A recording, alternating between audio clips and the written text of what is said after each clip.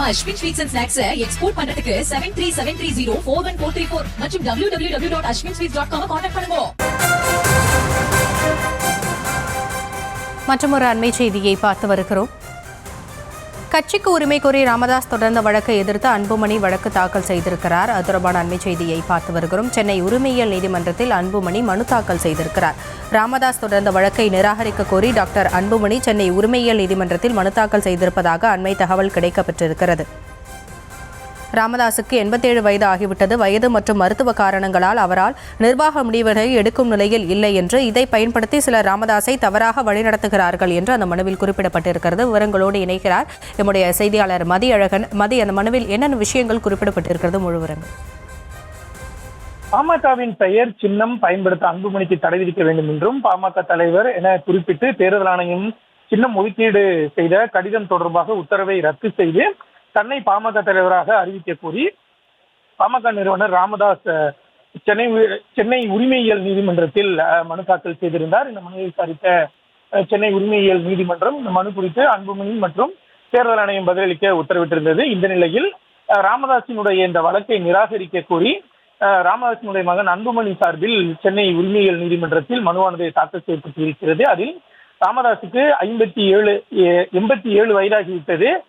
வயது மற்றும் மருத்துவ காரணங்களால் அவரால் நிர்வாக முடிவுகளை எடுக்கும் நிலையில் அவர் இல்லை என்றும் இதனை பயன்படுத்தி ராமதாஸை சிலர் தவறாக வழிநடத்துவதாகவும் மனுவில் தெரிவிக்கப்பட்டிருக்கிறது.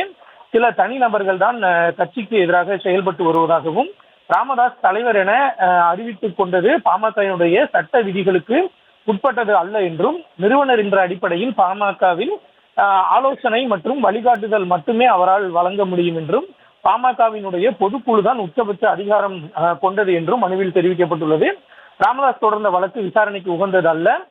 பாமக உரிமை கோரி வழக்கு தொடர நிறுவனருக்கு உரிமை இல்லை என்றும் தன்னைத்தானே தலைவர் என ராமதாஸ் அறிவித்துக் கொண்டு விதிகளை திருத்திய தேர்தல் ஆணையத்திற்கு தெரியப்படுத்தவில்லை என்றும் ராமதாஸ் தரப்பில் அன்புமணி தரப்பில் அந்த மனுவில் தெரிவிக்கப்பட்டிருக்கிறது. இந்த நிலையில் அன்புமணி தாக்கல் செய்த இந்த மனு குறித்து மார்ச் 11ஆம் தேதிக்குள் ராமதாஸ் தரப்பு பதிலளிக்க சென்னை உரிமையியல் நீதிமன்றம் உத்தரவிட்டிருக்கிறது.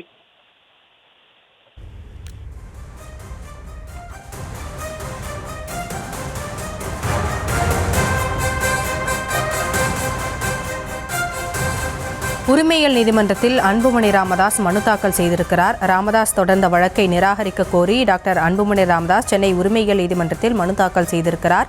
ராமதாசுக்கு 87 வயது ஆகிவிட்டது. வயது மற்றும் மருத்துவ காரணங்களால் அவரால் நிர்வாக முடிவுகளை எடுக்கும் நிலையில் இல்லை. இதை பயன்படுத்தி சிலர் ராமதாஸை தவறாக வழிநடத்துகிறார்கள் என்று அந்த மனுவில் குறிப்பிடப்பட்டிருக்கிறது.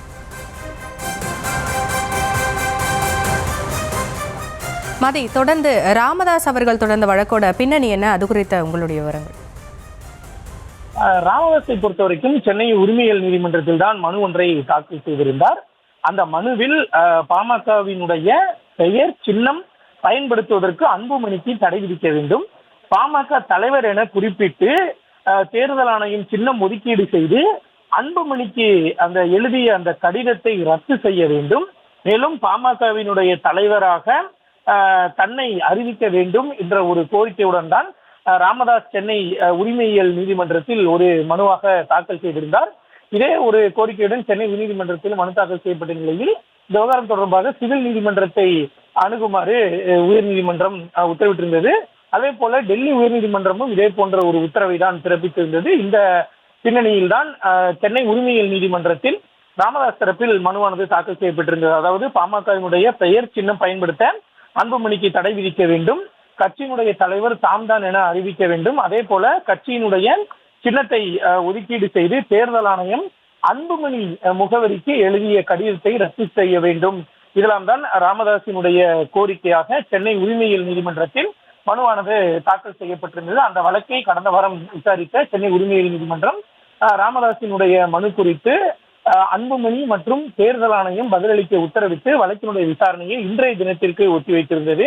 இந்த நிலையில்தான் ராமதாஸினுடைய அந்த வழக்கை நிராகரிக்க கோரி தாங்கள் ஒரு மனு தாக்கல் செய்துள்ளதாக இன்றைய தினம் அன்புமணி தரப்பில் தெரிவிக்கப்பட்டது. இதனையடுத்து அன்புமணியினுடைய இந்த மனு குறித்து ராமதாஸ் தரப்பு பதிலளிக்க சென்னை உரிமையியல் நீதிமன்றம் உத்தரவிட்டிருக்கிறது. விவரங்களுக்கு நன்றி மதி. நம்ம Ashwin sweets and snacks export பண்றதுக்கு 7373041434 மற்றும் www.ashwinsweets.com கான்டாக்ட் பண்ணுங்க.